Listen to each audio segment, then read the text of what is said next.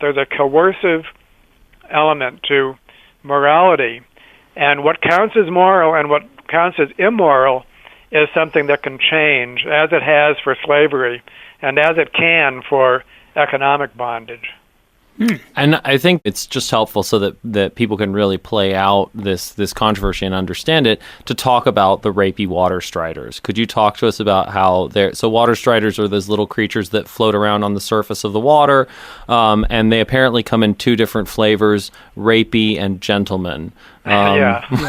One just rapes whoever he comes across, and the other ones actually court the females. Yeah, talk about what you found there. It's fascinating. Yeah, and this is my grad student, Omar Eldakar, who did this work. It was very creative work. He's been well recognized for it. But it's more or less as you describe it. Of course, we could resonate this with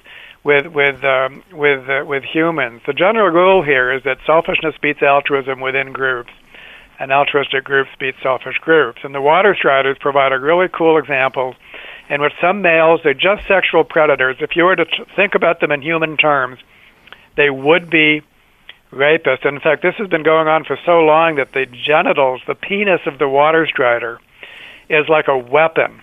It's designed to pry itself into the female, and then there's a spiny balloon that gets inflated so that the female cannot escape once she's been penetrated. Doesn't that sound like fun? Yeah, it sounds like a blast. Gee whiz. God.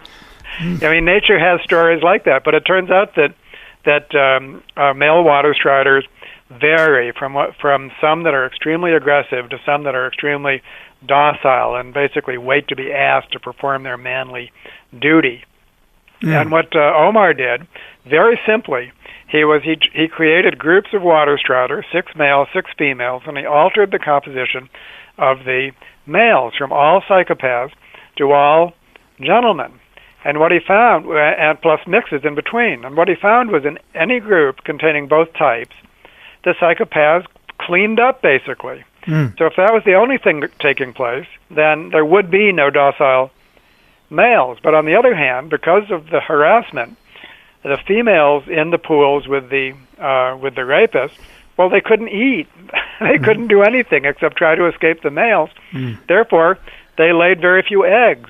And so the groups with the docile males were much more productive than the groups with the aggressive males. And based on these opposing forces, one force within groups favoring the rapey males, is rapey going to become a word now? I think it's gotta. I was actually thinking that the female water striders that are being raped are in one of Dante's rings. There's got to be like this example of hell on earth. Yeah. Run away from that spiny dick. There's also got to be some sort of T-shirt or meme around the rapey water strider. Yeah. We'll see if that happens. But so an important message is, there's good news and bad news. The good news is that the good guys can win. The bad news is that special conditions are required. And in this case, we get a mix of good news and bad news. We get the good guys persisting in the population, but the bad guys are also hanging on. And if that doesn't sound like human life, what does?